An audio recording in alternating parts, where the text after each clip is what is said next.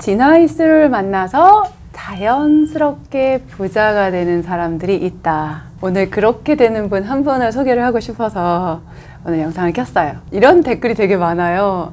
진화이스님 다른 채널 나올 땐 예쁜데 왜 본인 채널에서는 화장도 안 하고 얼굴이 그러세요? 조명을 바꿔보세요. 이런 얘기도 있는데 제가 오늘 솔직히 말할게요. 뭐냐면 다른 채널 갈 때는 메이크업을 하고 가는 거예요. 청담 들러서.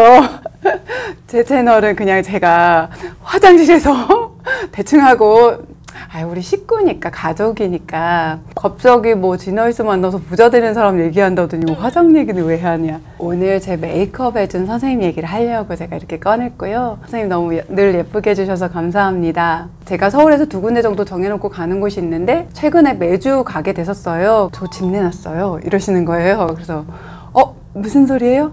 전세 가려고요. 왜냐면 저희가 지난주에 청년 전세자금 대출 얘기를 했거든요. 이 영상 혹시 보셨어요? 청년 버팀목 전세자금 대출에 대한 건 이 영상에 자세히 나와 있으니까 그거 보시면 되고요. 이 얘기를 조금 했는데 우리 선생님 되게 프로세요. 진화이스 부동산 한 사람이야? 내가 그냥 화장해주면서 본전을 뽑아야지. 아니고요. 저 메이크업만 진짜 곱게 해주시고 제가 몇 마디 안 했는데 집에 가서 영상 보고 나중에 그러시더라고요. 남친에게도 영상을 보내고 처음으로 내가 내는 월세가 너무 아깝다는 생각을 처음 해보셨대요. 깜짝 놀라신 거죠, 본인도. 이걸 이렇게 많이 안 낼 수도 있다는 생각을 처음 하셔서 실행력 최고, 바로 전세를 알아보신 거예요. 그러니까 일주일 뒤에 저한테 오셔서 저한테 하시는 말씀이, 그런데 이런 전세도 괜찮아요?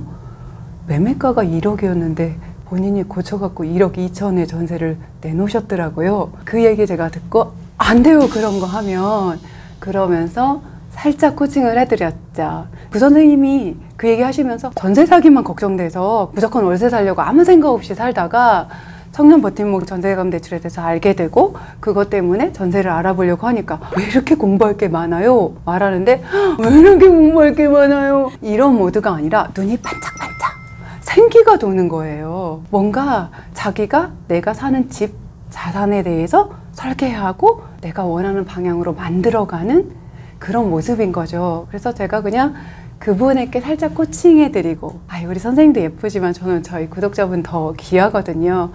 요거 우리 구독자분들에게도 말씀드리면 좋겠다 하면서 선생님한테 말씀드린 거 말고도 제가 더 정리를 해봤어요. 그거 말씀드릴게요. 이런 전세 절대 들어가지 마세요.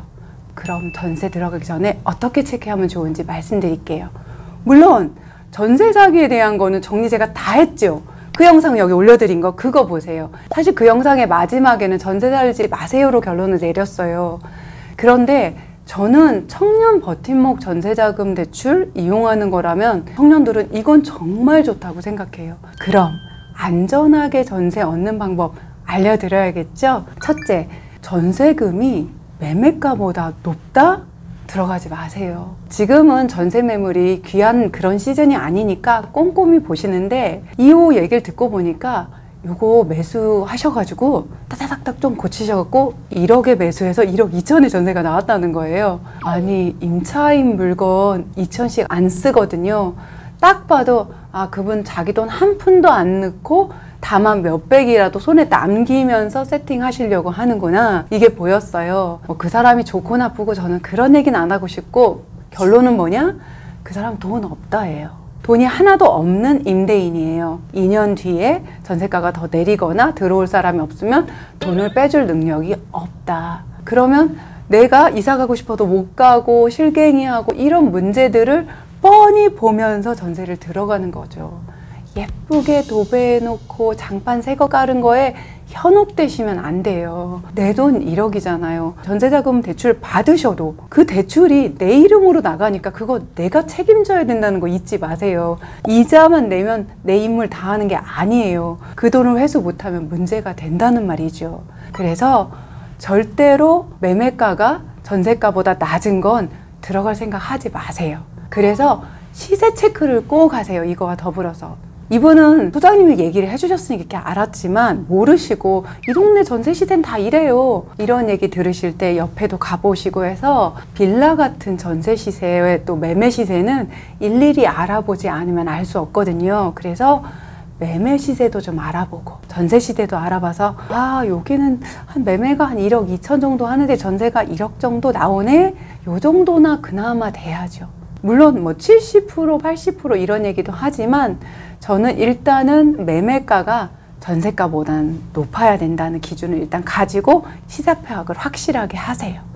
왜냐하면 제가 두 번째로 드릴 것 때문에 70%가 맞네, 80%도 괜찮네, 아니네, 60%. 이 얘기는 뭐냐? 전세가가 매매가의 70%는 돼야 된다, 60%는 돼야 된다, 이런 실갱이들이 있거든요. 근데 저는 2번을 제가 제시해 드리면서 그런 걱정 안 하셔도 될 것 같아요. 두 번째는 뭐냐면 전세 보증금 반환 보장보험 있죠. 그 보험을 들 수 있느냐를 체크하시는 거예요. 요거는 사실 계약을 하기 전에는 알아보기가 어려워요. 그래서 소장님께도 말씀드리고 요것을 특약을 하나 써주세요. 제가 특약 읽어드릴게요. 전세 계약 후 전세 보증금 보증보험 가입이 불가한 경우 아무 조건 없이 계약을 해지한다. 이거 서로에게 피해 주지 말자는 얘기고, 이런 특약 넣어달라고 할 때 주인이 얼굴 붉히고 그러면 부드러운 말로 얘기해 보시고 그래도 안 되면 다른 집을 알아보세요. 그리고 이거의 진짜 관건은 계약금을 조금만 거세요. 계약금 10% 아닌가? 그건 법적으로 정해진 게 아니에요. 돈은 한번 들어가잖아요. 이게 진짜 나오기 힘들어요. 띡띡띡띡만 누르면 되는데 이 손가락에 깁스를 한 것도 아닌데 이게 잘 안 되고 안 주려고 하고 우기거든요. 금액을 작게 보내면 그 돈이 잘 나올 수 있으니까 이 보험을 가입할 수 있는지, 그래서 계약을 하신 이후에는 발빠르게 움직여서 가입을 하시면 되는데, 기본적으로 매매가의 90% 정도까지만 되면 전세가가 요게 가입이 되고, 이게 가입이 되면 사실 걱정할 게 없어요. 주인이 전세금을 돌려주지 못해도 보증보험 측에서 먼저 돌려주고 구상권을 주인에게 행사할 거기 때문에 나는 걱정이 없고, 이런 기관이 보증보험을 들어줄 수 있는지 없는지 먼저 한번 체크해 준다는 뜻도 되잖아요.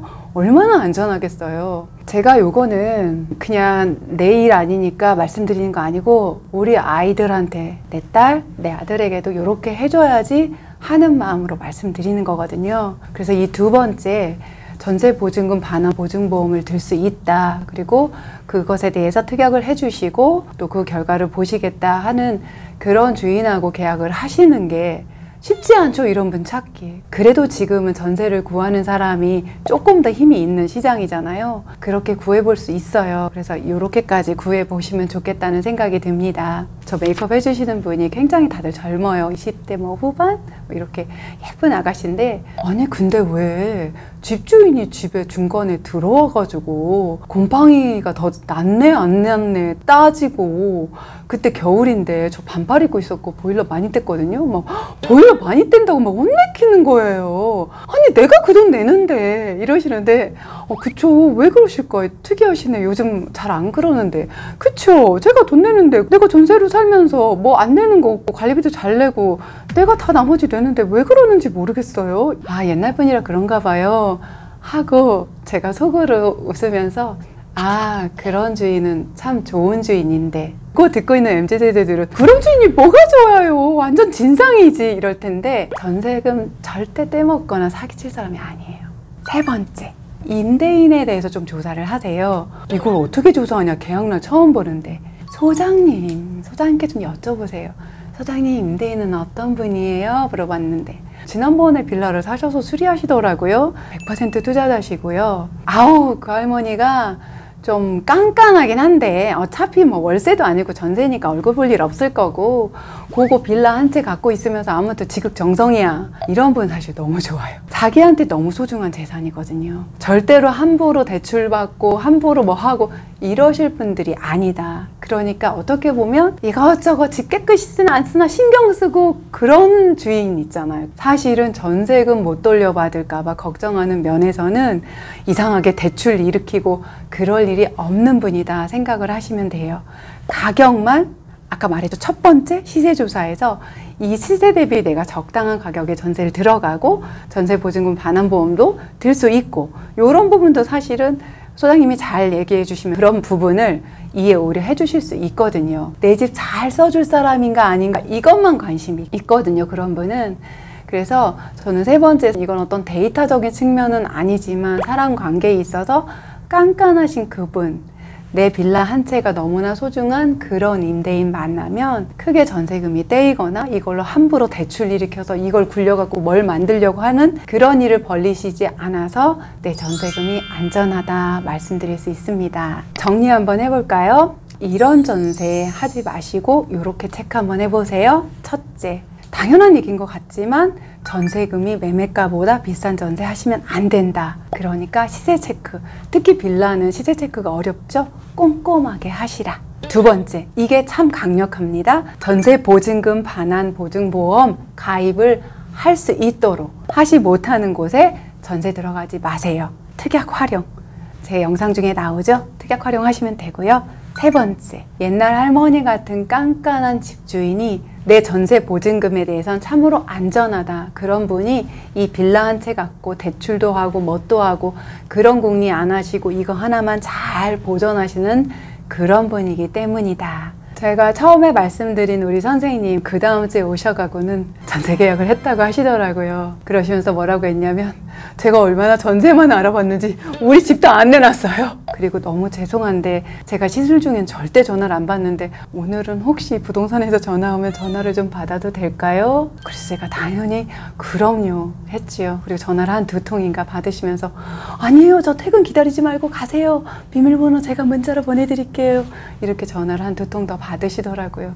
그러면서 굉장히 생기가 있어 보였어요. 그래서 제가 약간 굳히기 들어갔어요. 이건 전세금하고 상관없지만 제 영상을 보는 여러분에게도 똑같이 해드리고 싶은 말인데, 선생님 지금 너무 좋은 결정 하셨고 이렇게 고생을 해서 집을 옮기는데 대충 계산해도 1억짜리 전세를 들어가면 선생님은 수입이 있으니까 아마 80%까지 나올 거예요. 그렇게 해서 아낄 수 있던 이자, 월세 대비 이자 차이 있잖아요. 그게 혹시 40만 원이면 1년에 480, 50만 원이면 1년에 600이에요. 이거보다 더 크면 큰 돈인데 내가 너무 고생했으니까 화장품도 좀 더 사고 여름 바캉스 조금 더 좋은 곳으로 가고 뭐 호캉스를 간다든지 이렇게 하시면 안 돼요.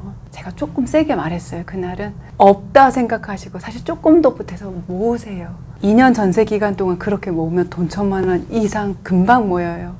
그리고 선생님 사는 지역에서 지금 첫 집이니까 신축 대단지 새 아파트 그런 거 아니더라도 인천이라고 하셨거든요. 인천은 앞으로 아직도 공급이 좀 많아요. 3년 안에 내 집 마련하세요. 무슨 제가 내 집 꿈꾸세요. 그런 꿈을 가지잖아요. 아까 말한 이자 저축하는 거 안 아까워요. 아쉽지 않아요. 그리고 더 하고 싶고요. 그리고 집을 보러 다닐 때 나는 지금 1억 정도 전세되는 빌라밖에 안 살았는데 요 정도만 돼도 괜찮겠다. 요거 내가 LTV 일으켜서 지금 이자 내듯이 요거 이자 갚으면서 내가 충분히 매수할 수 있겠다. 공급이 끝나고 다시 상승이 시작되기 전에 지금부터 준비하세요 라는 말 했어요. 여러분도 지금 전세 알아보시면서 아끼는 돈이 있거나 그랬을 때 그거 함부로 쓰지 말고, 제가 저축에 대한 얘기도 했잖아요. 이자 얼마 되지도 않는데 이자 때문이 아니라 목돈을 만들어서 그 목돈이 1, 200일 땐 별 감흥이 없는데 1, 2천 이렇게 되고 이게 5천을 넘어서 1억이라는 숫자까지 가면 정말 심장이 쿵쾅쿵쾅하고 뭐라도 할 수 있는 마음이 들거든요. 그 뭐라도가 내 집 마련이면 가장 좋겠고요. 이 자신감이 내 커리어에 또 내가 앞으로 하는 내 자기 개발에 굉장한 에너지가 돼줄 거예요. 선생님 화이팅! 그리고 우리 여러분도 화이팅입니다. 네, 오늘 이야기는 좀 가볍게 시작해서 또 꼰대 같은 소리 했습니다. 너무 듣기 싫어하지 마시고 필요한 부분만 들으시고 아니신 분은 그냥 저런 이야기도 하는 거나 들어주셔도 좋고요. 또 이런 이야기 소소하지만 지나이스 옆에 있다 보니까 나도 모르게 부자의 길로 들어선다. 월세 아까운 줄 모르고 저렇게 5년 더 살 수도 있고 10년 더 살 수도 있었잖아요. 그런데 완전히 사는 방향을 틀어서 부자가 되는 길로 방향을 잡으신 거거든요. 여러분도 그렇게 하고 싶으시면 아시죠? 구독, 좋아요 누르시고 알림 설정하고 댓글로 이렇게 글도 남겨주시면 그 글에 관련된 영상도 더 만들어 보고 또 답글도 되도록이면 많이 달아드리도록 하겠습니다. 오늘도 미라클